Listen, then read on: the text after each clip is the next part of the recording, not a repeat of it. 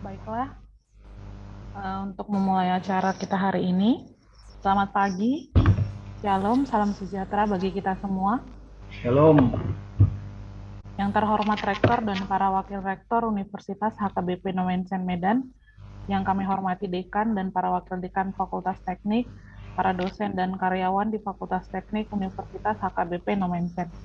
Yang kami hormati para narasumber pada acara webinar kita hari ini, yang pertama, Bapak Dr. Tumpak H. Simanjuntak MA, CRGP, IGIA, CFRA, CG, CAE, dan Bapak Insinyur Tiopan Mawasa Pardede. Selamat pagi. Yang kami hormati Bapak Ibu dan para peserta webinar kita hari ini.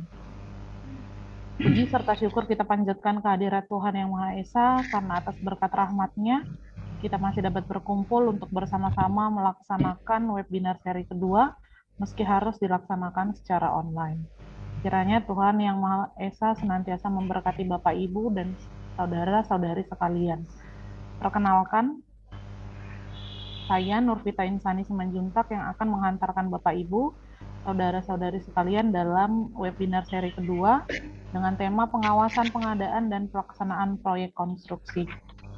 Adapun susunan acara kita pada hari ini yang pertama adalah menyanyikan lagu Indonesia Raya, dilanjutkan dengan doa pembuka, laporan ketua pelaksana, kemudian sambutan oleh Dekan Fakultas Teknik, sambutan sekaligus pembukaan oleh Rektor Universitas HKBP Nomensen Medan. Selanjutnya adalah sesi webinar dan sesi tanya jawab.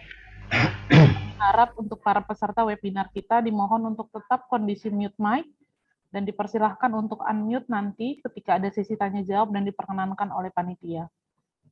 Bapak Ibu serta saudara-saudari sekalian, untuk memulai acara webinar kita hari ini, marilah kita menyanyikan lagu Indonesia Raya. Kami mohon untuk peserta yang hadir secara online untuk duduk tegak.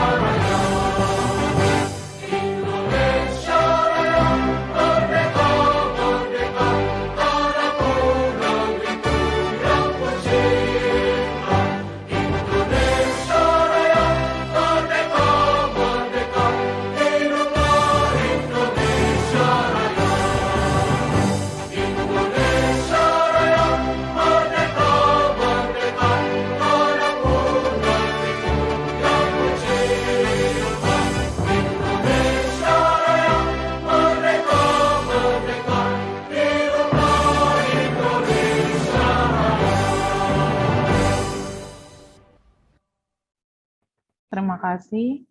Selanjutnya kami persilahkan untuk Ketua Pelaksana menyampaikan laporan pelaksanaan untuk Ibu Tiurma Elita Saragi STMT, kami persilahkan. Terima kasih Bu Nurvita. Salam bagi kita semua. Shalom. Laporan dari kami Ketua Panitia. Yang saya hormati Bapak Rektor Universitas HKBP Nomensen, Dr. Haposan Sialagan SHMA. Yang saya hormati Bapak Wakil Rektor 3 Universitas HKBP Nomensen, Dr. Insinyur Sindak Hutauruk MSEE. Yang saya hormati Bapak Dekan Fakultas Teknik Universitas HKBP Nomensen, Dr. Insinyur Timbang Pangaribuan STMT.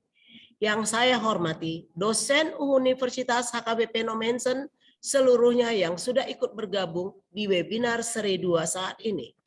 Yang saya hormati para alumni Fakultas Teknik Prodi Sipil Universitas HKBP Nomensen dimanapun berada. yang kami sayangi dan kami cintai, mahasiswa-mahasiswi Fakultas Teknik Prodi Sipil yang sudah ikut bergabung di webinar seri 2 saat ini. Izinkanlah saya melaporkan pelaksanaan webinar seri 2. Event ini dilaksanakan Fakultas Teknik Prodi Sipil UHN secara berkelanjutan, di mana webinar seri 1 sudah dilaksanakan pada bulan April.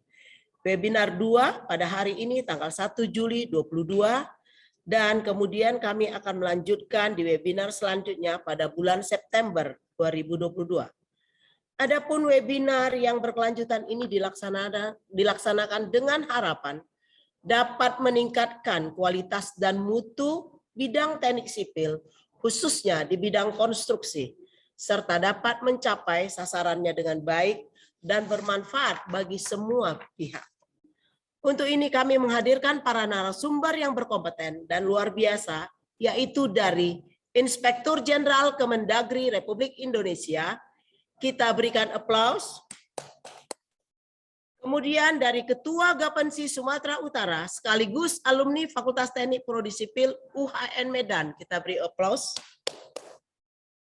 Dengan topik pengawasan pengadaan pelaksanakan proyek konstruksi, di mana pada hari ini kita akan memulainya nanti dipandu oleh moderator kami.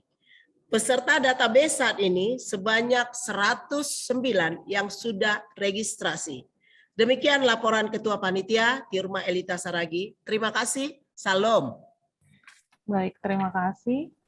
Selanjutnya, marilah kita simak sambutan oleh Dekan Fakultas Teknik kepada Bapak Dr. Insinyur Timbang Pangaribuan MT. Kami persilahkan. Selamat pagi untuk kita semua. Shalom. Selamat pagi, Pak. Selamat pagi, Pak. Shalom. Yang kami hormati Bapak Rektor Universitas HKBP Nomensen, Bapak Dr. Haposan Sialagan SHMH. Yang kami hormati Bapak Wakil Rektor 3, Dr. Insinyur Sindak Utahuruk MSEE. Kemudian para narasumber yang akan hadir dalam webinar itu, yaitu beliau Bapak Dr. Tumpak Hasimajuta MA CRGP QGIA CFRA CG CAE. Welcome Pak. Kemudian yang kami kagumi juga Bapak Insinyur Tiopan Manuasa Pardede yang tetap memberi perhatiannya kepada Universitas HKBP Nomensen, dalam hal ini berperan sebagai narasumber dan sudah mengadakan MOA kepada Prodi Teknik Sipil, seluruh dosen yang hadir dan semua wakil dekan yang hadir, ketua Prodi jika ada yang hadir, dan seluruh mahasiswa dan alumni saat ini.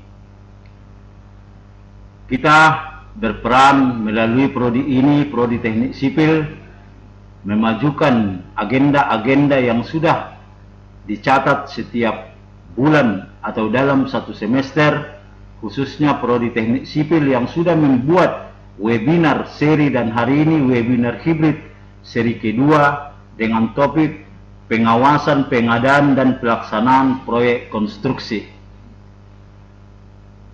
Kehadiran kita bersama-sama adalah sudah suatu wujud kepedulian kita kepada bangsa dan negara, juga menunjukkan keberadaan kita bahwa kita dari Fakultas Teknik Prodi Teknik Sipil sudah ikut membangun SDM bangsa ini dengan menghadirkan narasumber-narasumber yang kompeten untuk webinar ini. Fakultas Teknik merasa bangga untuk webinar seperti ini, dan ini kita harus rencanakan secara kontinu setiap semester minimum beberapa kali tergantung rancangan dari setiap prodi, dan kami bersyukur ini dilaksanakan dengan baik. Laporan kami itulah kepada Bapak Rektor di akhir semester ini, dan mohon Bapak Rektor juga dengan wakilnya menyertai program-program yang akan diadakan setiap prodi di semester-semester berikutnya. Kami dari Fakultas Teknik sangat bangga menyambut baik, dan kami sampaikan kepada narasumber, terima kasih Pak apapun yang Bapak sampaikan itu sudah sangat berguna kepada Fakultas Teknik, khususnya dalam catatan akreditasi kami. Kepada seluruh peserta yang hadir, kami bangga, mari kita ikuti dengan seksama, mari kita buat satu rangkuman dari webinar ini, sehingga dalam laporan-laporan Prodi Teknik Sipil itu benar seperti apa yang dilakukan atau dinyatakan oleh audit mutu internal dari universitas. Kita akan memenuhi itu. Maka terima kasih kepada panitia. Selamat sukses dan selamat menjalankan webinar ini. Kita tunggu webinar selanjutnya. Tuhan Yesus memberkati. Terima kasih. Baik, terima kasih Pak Dekan. Selanjutnya kata sambutan sekaligus untuk membuka acara kita, webinar kita hari ini kepada Rektor Universitas HKBP Nomensen yang diwakilkan oleh Wakil Rektor 3, Bapak Dr. Insinyur Sindak Hutauruk MSEE. Dipersilahkan.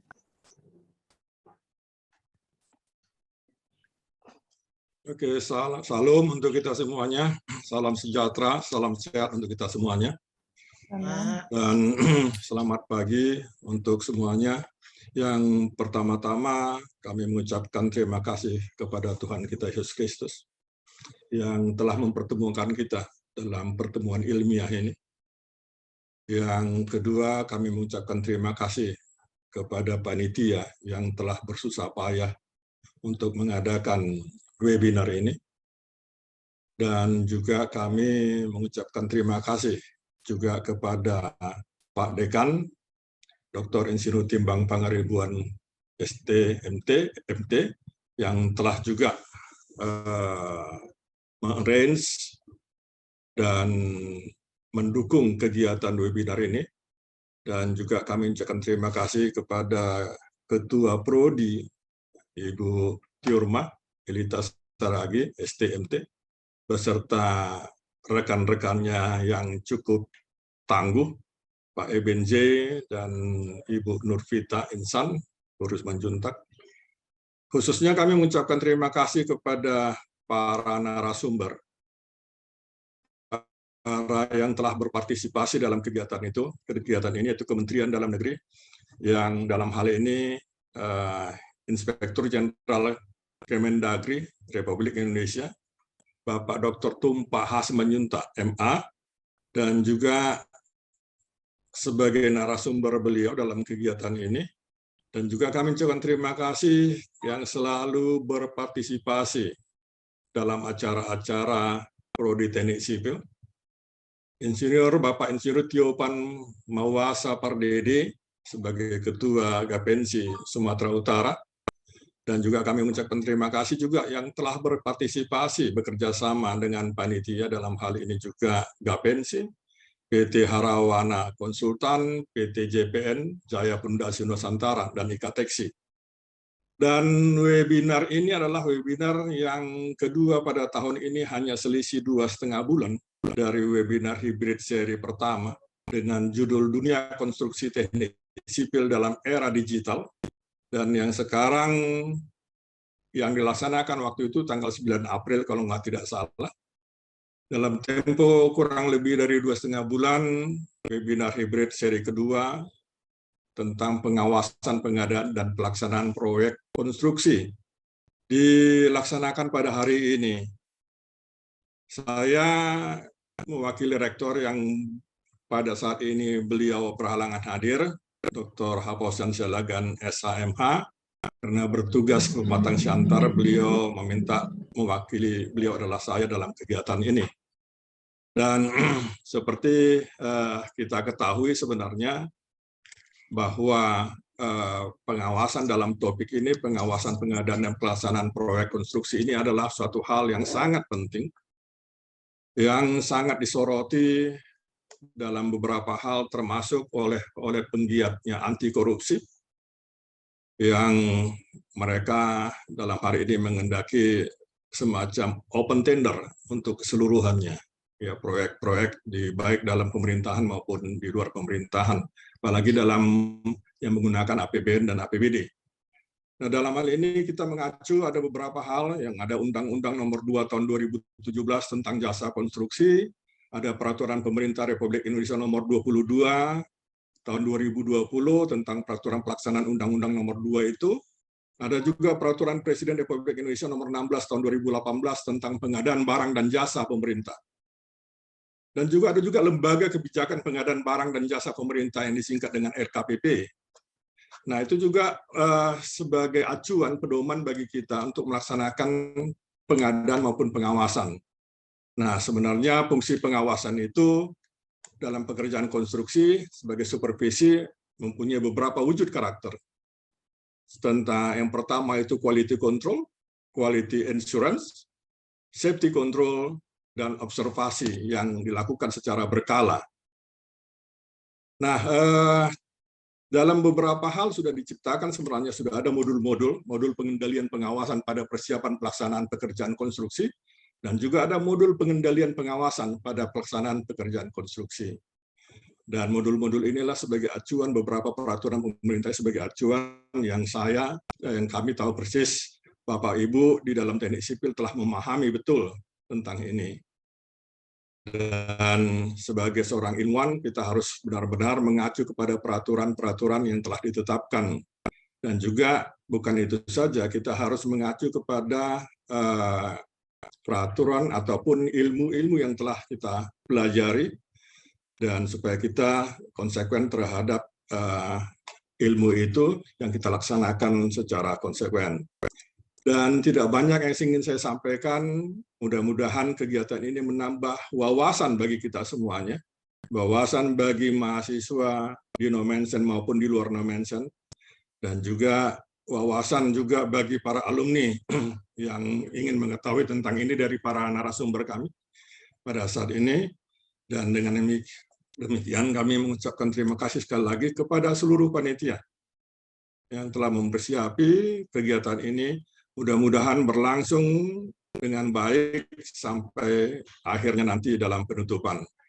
Maka dengan demikian, mewakili Pak Rektor pada kegiatan ini, webinar hibrid seri 2, pengawasan, pengadaan, dan pelaksanaan proyek konstruksi yang dilaksanakan pada tanggal 1 Juli, hari ini hari Jumat, tahun 2022, kami buka dengan resmi. Terima kasih. Kami kembalikan kepada panitia. Baik, terima kasih Pak. Bapak Ibu dan para peserta, kami ingatkan nanti untuk mengisi presensi yang akan kami kirimkan ke kolom chat. Tentunya webinar kita hari ini akan dipandu oleh para moderator kita. Yang pertama adalah Bapak Eben Oktavianuzai, STMSC, dan Ibu Tiurma Elita Saragi, STMT.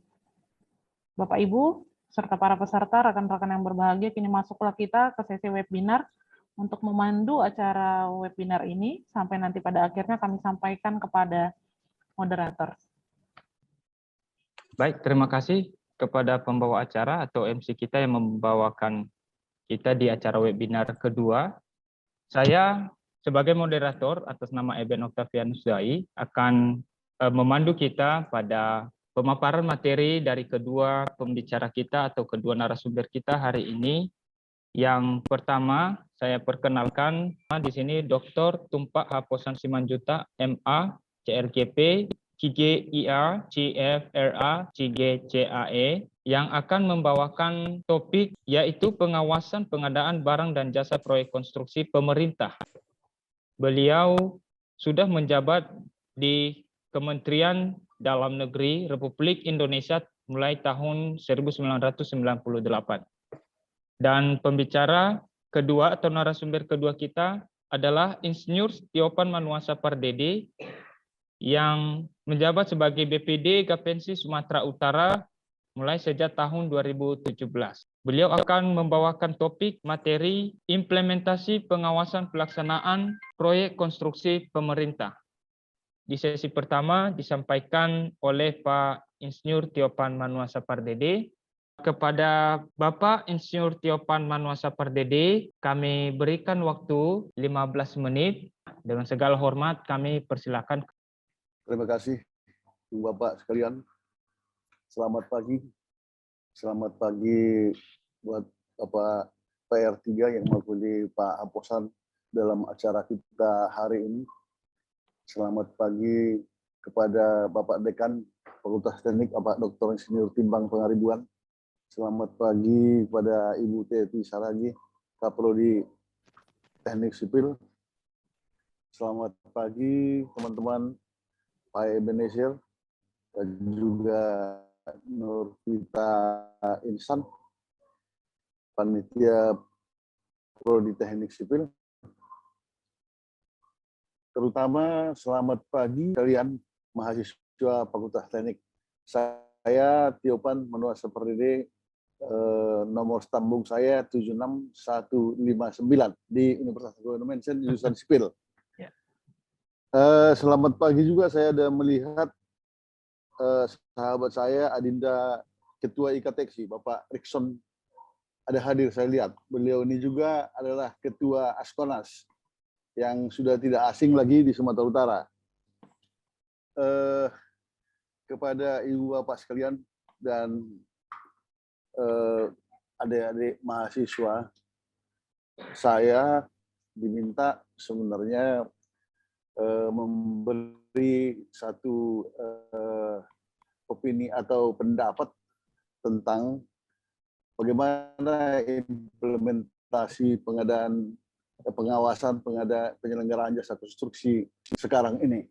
Itu yang perlu akan dijelaskan kepada kita semua. Akan tetapi seperti apa yang dikatakan Pak Rektor tadi, bahwa untuk memberi pendapat tentang bagaimana kita semua di Republik ini, pemerintah, mengimplementasikan tentang pengadaan barang dan jasa yang kalau menurut saya cukup berdarah-darah. Artinya ini suatu kegiatan pengadaan barang dan jasa adalah merupakan nomor paling pertama yang membuat banyak perkara-perkara penyelewengan atau kita katakan korupsi. Oleh karena itu, langkah baiknya sebenarnya teman-teman semuanya, Ibu Bapak sekalian, mengetahui bagaimana sebenarnya sistem pengawasan di dalam pengadaan barang dan jasa. Siapa-siapa yang mengawasinya. Nah, jadi kalau bercerita tentang ini sampai habis minggu ini nggak akan habis cerita kita. Jadi apalagi Pak Eben tadi bilang hanya 15 menit, gimana ya? Saya ada berikan sedikit materi yang kurang juga sempurna karena buru-buru menulisnya, juga saya titip mungkin dari situ teman-teman mahasiswa bisa mengambil hikmah daripada itu. Dan mohon maaf sebelumnya, mungkin di sana sini ada kalimat kata-kata yang kurang berkenan nanti di hati teman-teman dan di hati bapak-bapak sekalian, apalagi Bapak Dr. Tumpak juga dari Inspektorat Kemendagri yang membidangi pengawasan pengadaan barang dan jasa ini. Mungkin jadi saya terlebih dahulu mohon maaf. Ibu Bapak sekalian, berbicara mengenai pengadaan barang dan jasa pemerintah adalah kegiatan untuk memperoleh barang dan jasa oleh kementerian, lembaga, satuan kerja perangkat daerah, instansi lainnya yang prosesnya dimulai dari perencanaan kebutuhan sampai diselesaikannya seluruh kegiatan untuk memperoleh barang dan jasa. Jenis pengadaan barang dan jasa pemerintah dibagi menjadi 4 kelompok besar, yaitu barang. Jadi ketika pemerintah membutuhkan barang, dilakukan dengan katakanlah tender. Lalu kemudian membutuhkan jasa konsultasi untuk perencanaan juga dilakukan dengan pengadaan barang dan jasa, pengadaan pekerjaan konstruksi dan jasa lainnya. Jadi itu dia 4. Barang, jasa konsultansi, pekerjaan konstruksi dan jasa lainnya. Pengadaan barang dan jasa pemerintah ini terdiri dari 2 cara, yaitu melalui swakelola dan pemilihan penyedia jasa. Swakelola adalah cara memperoleh barang yang dikerjakan sendiri oleh kementerian, lembaga, satuan kerja perangkat daerah, instansi lainnya, organisasi kemasyarakatan atau kelompok masyarakat. Sedangkan pemilihan penyedia jasa, penyedia barang dan jasa melalui penyedia adalah cara memperoleh barang yang disediakan pelaku usaha atau yang disebut dengan penyedia jasa.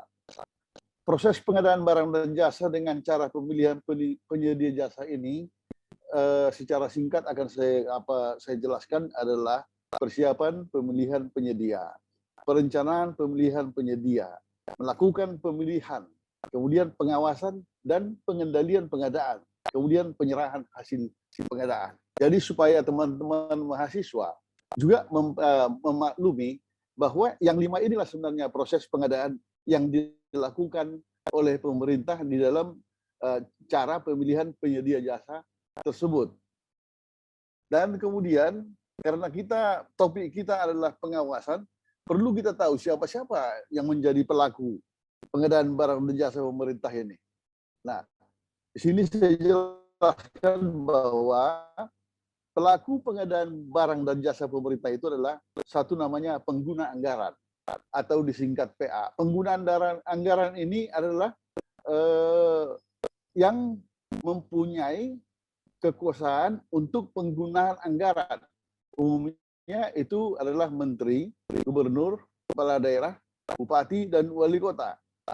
Lalu kemudian kuasa pengguna anggaran, namanya KPA. Yang tadi pengguna anggaran adalah kepala daerahnya, lalu kemudian bisa dia mengkuasakan itu kepada orang yang ditunjuknya yang disebut kuasa pengguna anggaran.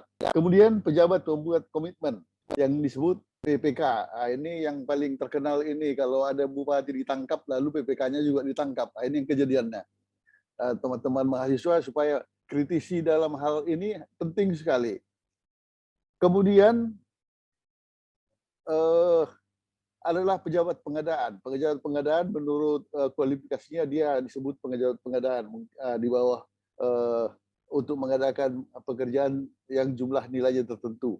Kemudian kelompok kerja, Pokja.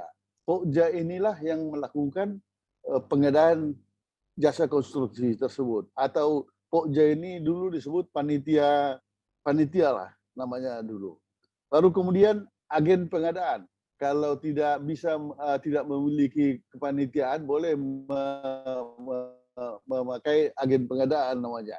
Kemudian pejabat pemeriksa hasil pekerjaan atau disingkat PJHPP.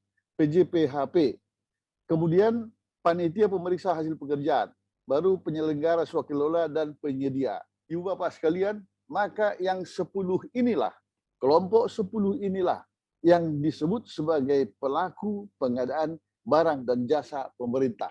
Jadi supaya teman-teman mahasiswa memahami bahwa yang melakukan pengadaan barang dan jasa menurut Perpres 16 tahun 2018 itu adalah ke-10 ini. Ada prinsip-prinsip yang harus dipenuhi dalam proses pengadaan barang dan jasa. Itu semua sudah kita pernah baca, yaitu efisiensi, efektif, transparan, terbuka, bersaing, adil, dan akuntabel. Semua mahasiswa pun mungkin dalam perkuliahan umum sudah pernah mendengar ini. Lalu kemudian untuk menyelenggarakan pengadaan barang dan jasa pemerintah oleh menteri, kepala lembaga, kepala daerah, dibentuk unit kerja pengadaan barang dan jasa yang disebut UKPBJ. Jadi UKPBJ berfungsi secara antara lain mengelola pengadaan barang dan jasa, pengelolaan layanan pengadaan secara elektronik, itu SPEC namanya, sistem pengadaan dan kelembagaan pengadaan barang dan jasa.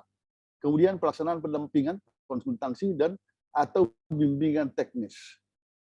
Kemudian pelaksanaan tugas lain yang diberikan oleh menteri, kepala lembaga, kepala daerah. Ibu Bapak sekalian dan adinda mahasiswa sekalian yang kami cintai, pimpinan UKPBJ ini menetapkan kelompok kerja Pokja. Jadi UKPBJ lah yang menetapkan siapa yang menjadi panitia di dalam setiap paket pemilihan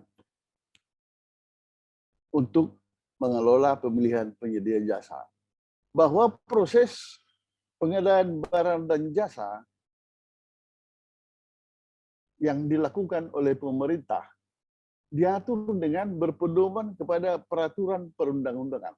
Sekali lagi saya bacakan bahwa proses pengadaan barang dan jasa pemerintah diatur dengan berpedoman kepada peraturan perundang-undangan. Dengan demikian, maka petunjuk pelaksanaan pemilihan penyedia jasa konstruksi yang pembiayaannya dibebankan pada anggaran negara yang meliputi anggaran pendapatan dan belanja negara, anggaran pendapatan dan belanja daerah, maupun dana bantuan luar negeri, ditetapkan dengan peraturan presiden dengan suatu ketentuan bahwa peraturan presiden tersebut harus berpedoman pada ketentuan peraturan-peraturan perundangan yang berlaku.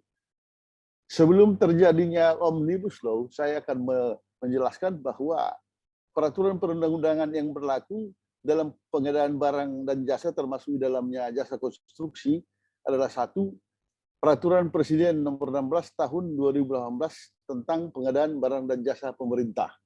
Lalu kemudian Peraturan Menteri Dalam Negeri Nomor 112 Tahun 2018 tentang pembentukan unit kerja pengadaan barang dan jasa. Mungkin nanti Bapak dari Kemendagri, narasumber kita akan bisa menjelaskan ini kepada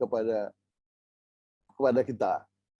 Nomor 3, Peraturan Lembaga Kebijakan Pengadaan Barang dan Jasa Nomor 9 Tahun 2018 tentang pedoman pelaksanaan pengadaan barang dan jasa. Nomor 4, Peraturan Lembaga juga. Nomor 5, Badan Pengawas Keuangan dan Pembangunan. Jadi kenapa turut di sini BPKP, bahwa BPK ini ada memberikan modul audit pengadaan barang dan jasa yang harus dilaksanakan oleh APIP di dalam tugasnya melakukan pengawasan internal terhadap pelaksanaan pengadaan barang dan jasa tersebut. Undang-Undang Nomor 2 Tahun 2012 tentang jasa konstruksi, lalu kemudian Nomor 7 Peraturan Pemerintah Nomor 22 Tahun 2020 tentang peraturan pelaksanaan dari Undang-Undang Nomor 2012 tentang jasa konstruksi sebagaimana yang disebutkan Pak Rektor 3 tadi. Bahwa sesuai dengan perkembangan zaman dan kemajuan teknologi di era digitalisasi, serta untuk memperbaiki tata kelola pengadaan barang dan jasa pemerintah atau good governance, serta terciptanya kepastian hukum tentang perizinan dan kemudahan berusaha dan pembangunan terkait dengan pengadaan barang dan jasa pemerintah, terutama sektor jasa konstruksi, dilakukan revisi atau perubahan secara mendasar. Perubahan-perubahan yang dimaksud adalah disebutkan dalam daftar ini, ada sekitar 10 nanti.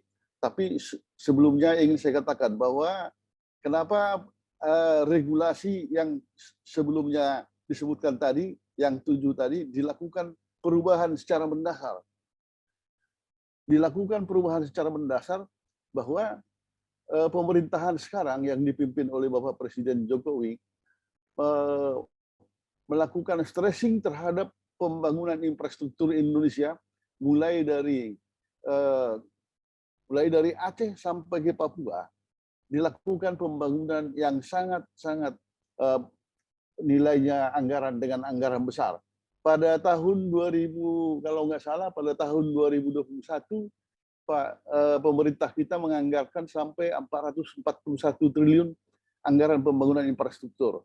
Lalu kemudian beberapa waktu yang lalu Ibu Sri Mulyani mengatakan bahwa sampai tahun 2024 anggaran pembangunan infrastruktur Indonesia mencapai 6.400 triliun. Itu merupakan suatu jumlah yang tidak besar. Oleh sebab itu pemerintah melakukan penyempurnaan terhadap undang-undang peraturan tentang pengadaan barang dan jasa. Bahwa sesuai dengan perkembangan zaman yang tadi saya katakan itu, maka dilakukanlah perubahan peraturan tersebut. Ini yang ingin saya jelaskan kepada adik-adik mahasiswa, bahwa jangan kita mengawasi pengadaan barang dan jasa asal berbicara saja, tapi kita tidak tahu sebenarnya di mana posisi kita di dalam mengawasi proyek pemerintah, lalu siapa-siapa yang harus mengawasi proyek tersebut, lalu kemudian berarti kita harus paham, terutama 10 peraturan yang saya jelaskan di sini yang lumrah menjadi menjadi momok setiap saat bagi pengadaan barang dan jasa karena kekurangan pengetahuan tentang pengadaan barang dan jasa yang diatur oleh regulasi-regulasi tersebut ini. Bahwa pertama adalah Undang-Undang Nomor 11 Tahun 2020 tentang Cipta Kerja. Kalau ditanya orang mengerti nggak Omnibus Law? Oh, mengerti. Tetapi ketika saya coba tanya, baik kepada pengguna jasa, baik kepada penyedia jasa, baik kepada masyarakat, di mana disebutkan tentang jasa konstruksi di dalam Undang-Undang Cipta Kerja Nomor 11 Tahun 2020 itu? 90% masih belum ada yang tahu. Masih belum dia tahu. Maka di sini saya tuliskan bahwa Undang-Undang Nomor 11 Tahun 2020 tentang Cipta Kerja mengenai jasa konstruksi, adik-adik mahasiswa harap catat, itu ada di pasal 52 sampai dengan pasal 102 tentang jasa konstruksi. Karena Undang-Undang Cipta Kerja itu hampir 1000 halaman. Sedangkan tentang jasa konstruksi dia ada di tengah. Dia disebutkan di tengah. Di sana Undang-Undang 217 dilakukan perubahan sekitar 19 sampai 20 pasal yang dirubah. Di sana juga dijelaskan mengenai Peraturan Pemerintah Nomor 5 tentang perizinan berusaha, bahwa perizinan berusaha drastis berubah. Sekarang diatur oleh yang satu namanya lembaga OSS RBA, yaitu online submission system risk by approach. Artinya sistem berusaha satu pintu khusus untuk pekerjaan yang berisiko. Kalau dulu OSS itu memang untuk semua perizinan, tapi khusus untuk jasa konstruksi yang disebut bahwa jasa konstruksi sekarang adalah pekerjaan yang berisiko menengah tinggi gitu. Ibu Bapak sekalian, bahwa peraturan selanjutnya yang dirubah itu adalah Peraturan Nomor 14 Tahun 2021 tentang perubahan Nomor 22 Tahun 2020 tentang Peraturan Pelaksanaan Undang-Undang Nomor 2 Tahun 2017. Jadi perundang-undangan yang disebut Pak Rektor 3 tadi, bahwa Undang-Undang Jasa Konstruksi tahun 2017 telah menggantikan Undang-Undang Nomor 18 Tahun 99 yang 18 tahun dipakai oleh Indonesia sebagai regulasi tentang jasa konstruksi. Tapi pada tahun 2017 itu dirubah oleh satu undang-undang yang namanya Undang-Undang Nomor 2 Tahun 2017 tadi yang disebut tentang jasa konstruksi. Akan tetapi oleh Omnibus Law meletakkan undang-undang tentang jasa konstruksi menjadi salah satu yang diklasterkan untuk dirubah melalui Undang-Undang Cipta Kerja. Jadi adik-adik sekalian, tolong dipahami bahwa perubahan itu ada di Undang-Undang Cipta Kerja di halaman yang saya katakan tadi itu di pasal 52 sampai pasal 102. Ini mohon dicatat. Kemudian satu lagi Permen PUPR Nomor 6 Tahun 2021 tentang standar kegiatan usaha dan produksi pada penyelenggaraan perizinan berusaha berbasis risiko, sektor pekerjaan umum dan pekerjaan rakyat. Nah, Permen PUPR ini berhubung karena adanya perubahan pengurusan sistem berusaha, maka Permen PUPR ini juga terpaksa harus diterbitkan untuk dapat melakukan penyesuaian dengan peraturan-peraturan perundang-undangan sekarang yang sesuai dengan klasifikasi dan kualifikasi daripada perusahaan, baik juga dengan sertifikat keahlian profesi. Kemudian keputusan Menteri Nomor 559 tahun 2021 tentang penetapan besaran biaya sertifikasi badan usaha jasa konstruksi yang dilakukan oleh lembaga sertifikasi bidang jasa konstruksi. Jadi Ibu Bapak sekalian, kalau dulu LPJK itu ditangani oleh masyarakat, tapi sekarang itu mungkin kita semua harus pahami bahwa lembaga pengembangan jasa konstruksi itu sekarang persis di bawah atau underbow daripada Kementerian PUPR sebagai lembaga non non struktural. Artinya bahwa LPJK telah menjadi di bawah Dirjen Bina Konstruksi di Kementerian PUPR. Dengan demikian, bahwa biaya sertifikat badan usaha, biaya sertifikat profesi atau sertifikat kompetensi kerja yang dulu dikatakan SKA sekarang menjadi SKK, sertifikat kompetensi kerja, itu ditetapkan oleh pemerintah. Jadi tidak benar kalau dikatakan ditetapkan oleh asosiasi atau ditetapkan oleh siapa-siapa secara semena-mena, tapi itu ada peraturannya juga, itu yang nomor 559 tadi.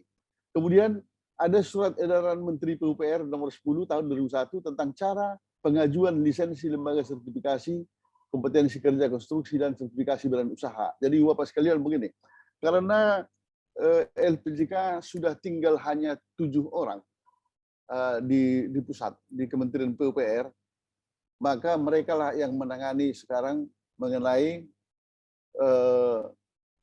lisensi. Lisensi itu apa? Bahwa akreditasi asosiasi telah dilakukan oleh Menteri. Kalau dulu di Jakarta itu di pusat ada sekitar 93 asosiasi perusahaan.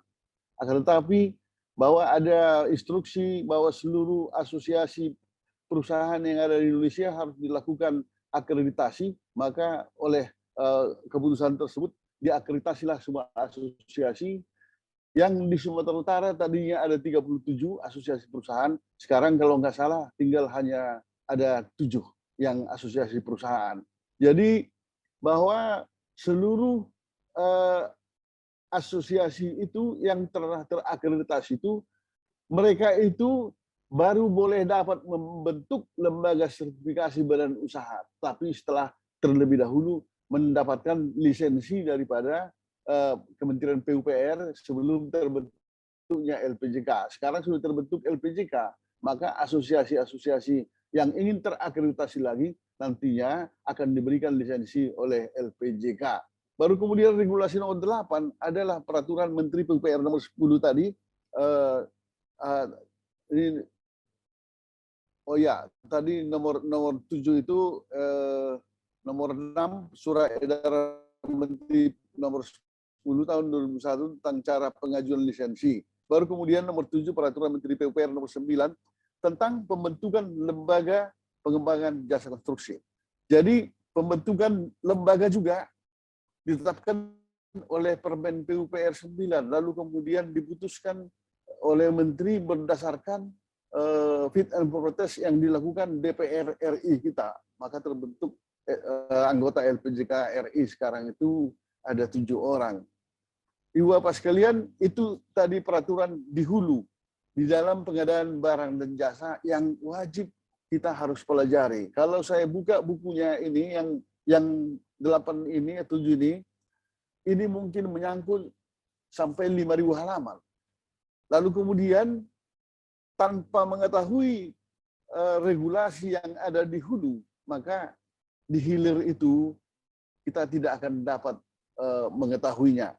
Apa peraturan yang dihilir? Itu ya antara lain adalah Peraturan Presiden nomor 12 tahun 2021 tentang perubahan atas Peraturan Presiden nomor 16 tahun 2018 tentang pengadaan barang dan jasa pemerintah. Jadi Omnibus Law atau Undang-Undang Cipta Kerja terbit, maka Perpres 16 tahun 2018 ini juga harus melakukan perubahan, penyempurnaan.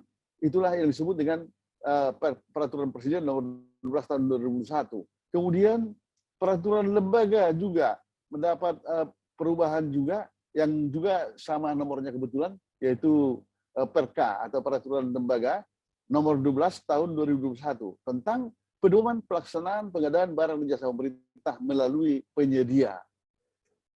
Bahwa peraturan perundang-undangan tersebut di atas adalah sebagai pedoman di dalam menetapkan petunjuk pelaksanaan pengadaan jasa konstruksi yang diatur dalam Peraturan Presiden nomor 16 tahun 2018 tentang pengadaan barang dan jasa pemerintah, sebagaimana telah dilakukan perubahan melalui Perpres 12 tahun 2001 tentang pengadaan barang dan jasa pemerintah.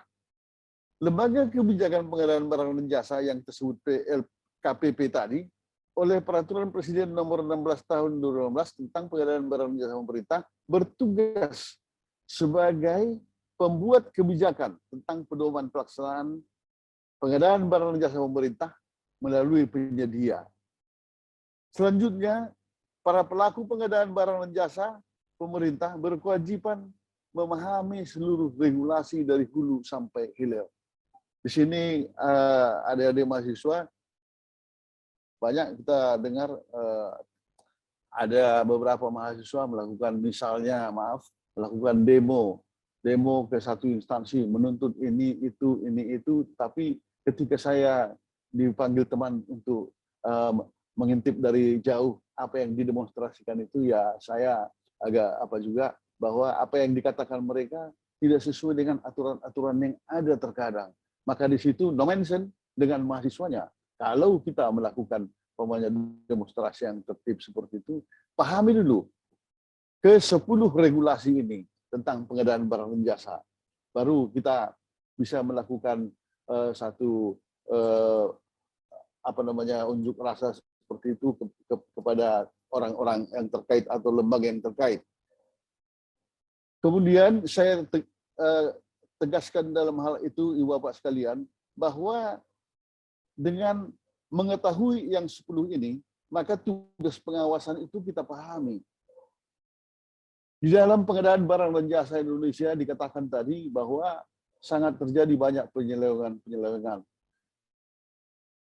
Ibu Sri Mulyani, kalau nggak salah saya terakhir Ibu itu berbicara sebagai Menteri Keuangan mengatakan sudah 127 kepala daerah yang tertangkap karena pengadaan barang dan jasa tidak mematuhi aturan yang ada.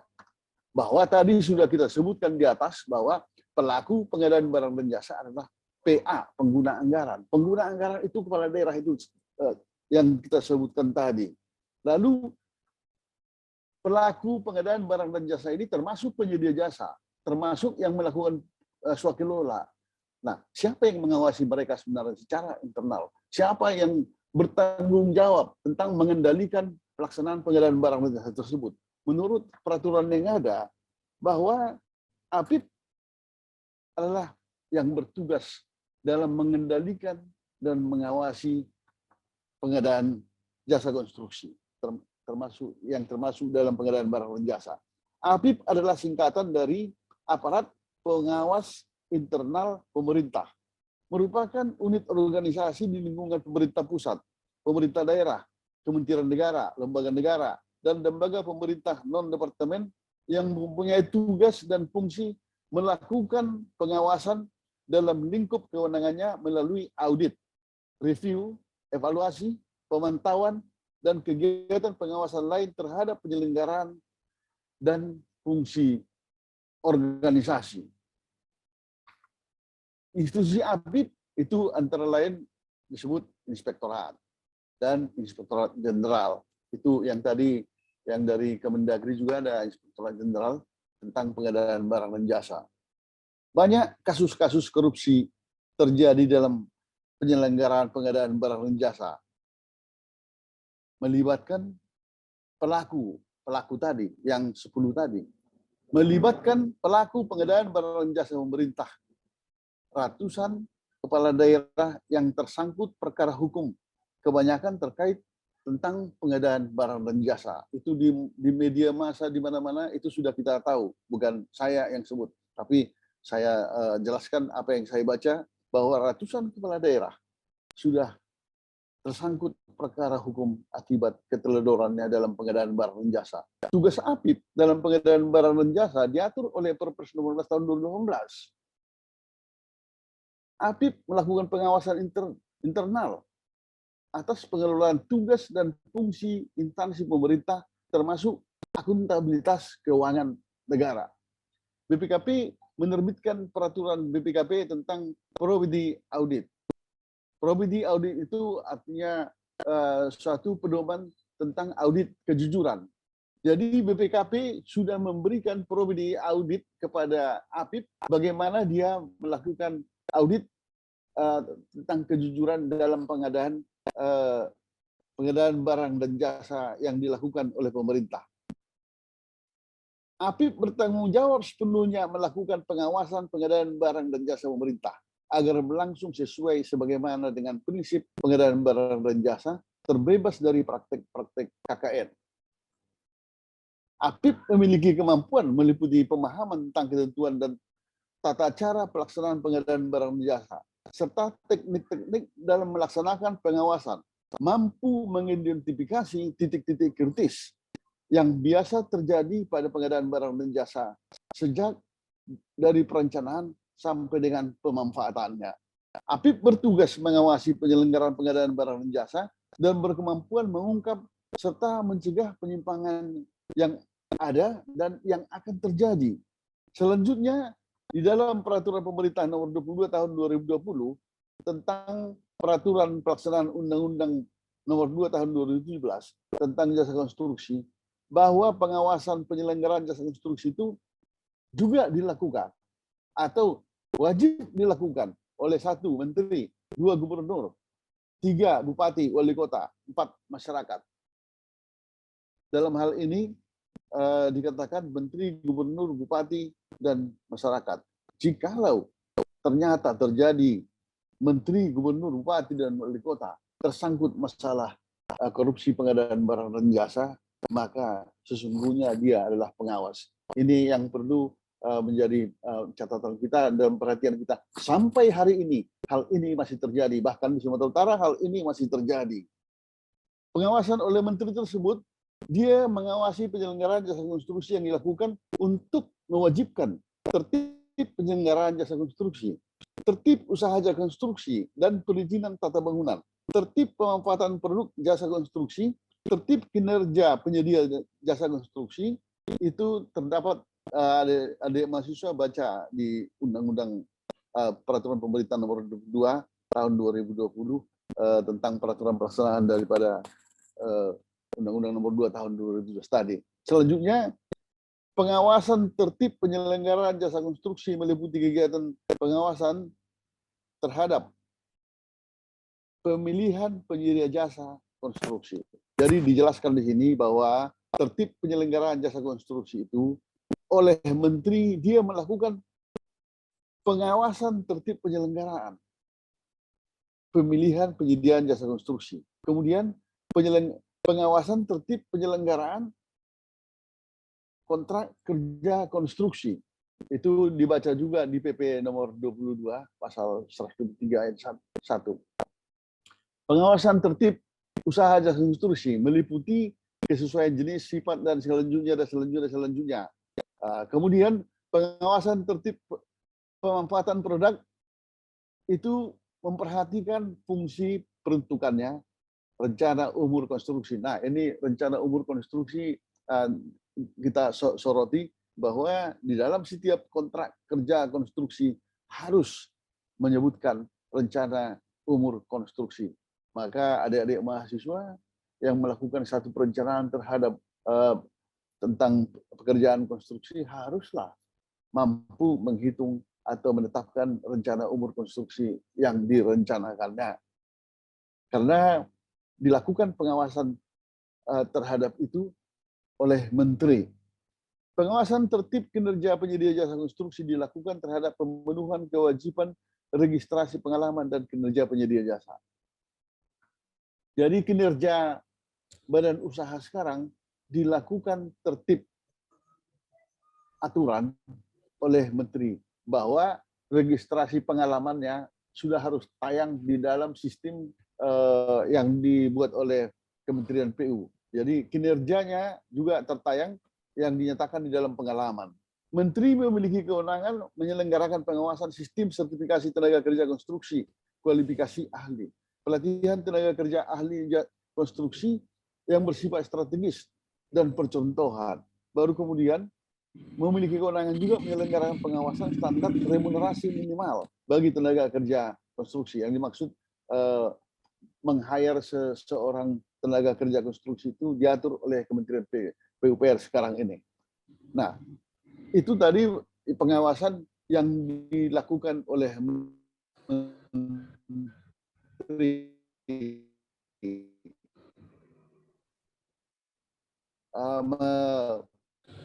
mengandung banyak aturan-aturan atau buku-buku yang sudah diedar. Punya menteri itu apa tugas di dalam tugas pengawasan di dalam pelaksanaan pengadaan barang dan jasa. Nah, kemudian pengawasan dilakukan oleh gubernur. Gubernur meliputi pengawasan terhadap proses pemilihan penyedia jasa. Kalau ada di antara teman-teman mahasiswa atau bang, ini bagaimana ini bang tentang tender di sini ini nih, kayak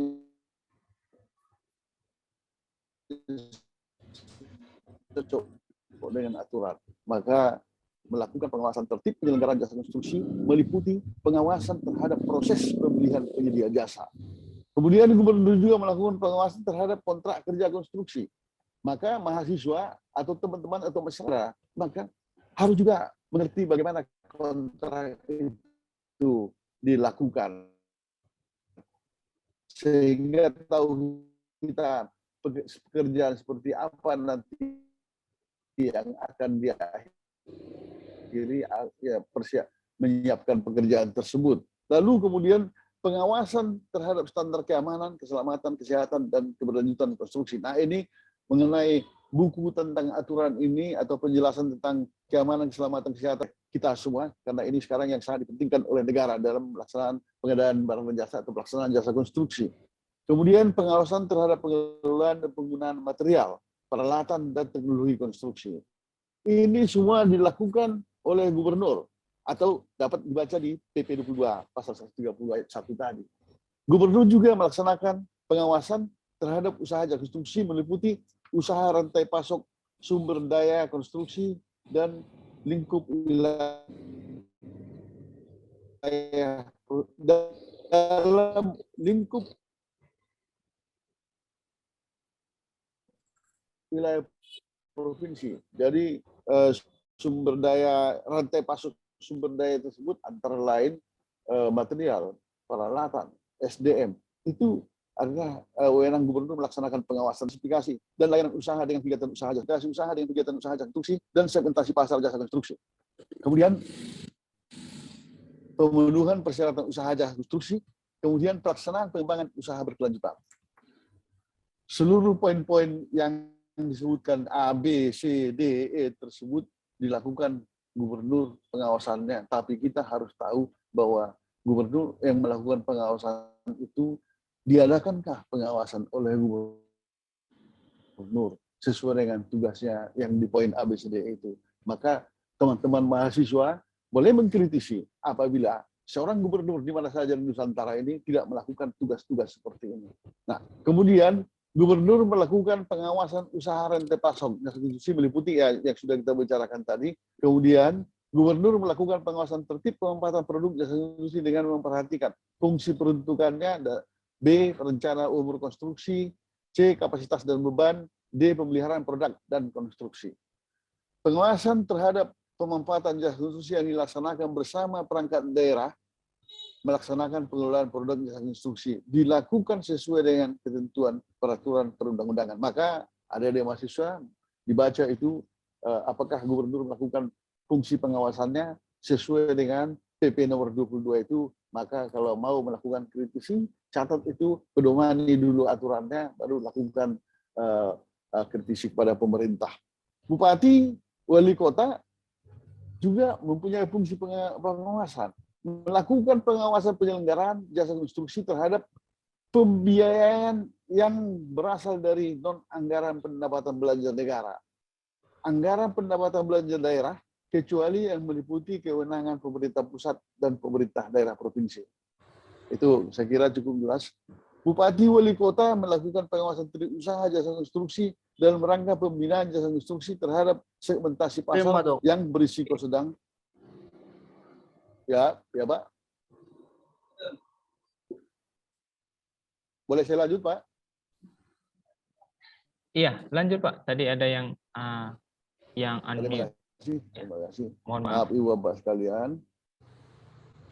Tugas-tugas Bupati dalam pengawasan sudah dijelaskan di sini. Boleh Bapak baca dalam apa yang sudah saya tuliskan, bahwa Bupati melakukan pengawasan terhadap penerapan standar keamanan keselamatan kerja sama dengan yang dilakukan oleh Pak Gubernur dan Menteri juga. Bupati wali kota melaksanakan pengawasan tertib usaha jasa konstruksi meliputi usaha dan tempat juga sama seperti yang disebutkan di atas, sampai kepada pemenuhan persyaratan usaha jasa konstruksi dan pelaksanaan pengembangan usaha berkelanjutan. Pengawasan tertib perizinan tata bangunan dilakukan sesuai dengan ketentuan peraturan perundang-undangan. Oke, Agar baik. sesama petugas dapat saling Baik. Izin bilang, Pak Tem, mengawasi izin. satu sama lain ya. Oke, terima Ya. kasih kepada narasumber kita.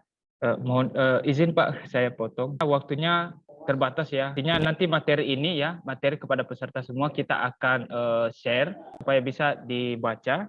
Kami sangat mengapresiasi dari panitia bahwa ini sudah diuraikan secara mendetail. Kami sungguh mengapresiasi dan berterima kasih kepada narasumber kita yang pertama ini. Artinya kita bagi-bagi waktu karena juga waktu kita terbatas, Pak. Nah, ada juga di sini kita alumni senior kita yang berkecimpung di dunia konstruksi ya. Ada di sini Pak Victor Sinaga, ada Pak Rickson Sibuaya yang selalu juga mendukung kita di Prodi Teknik Sipil. Nah, mungkin sebagai informasi untuk kita semua, bahwa sesi pertanyaan nanti kita di akhir ya, sambilan menunggu juga Pak Tumpak. Beliau nanti akan memaparkan di jam 11.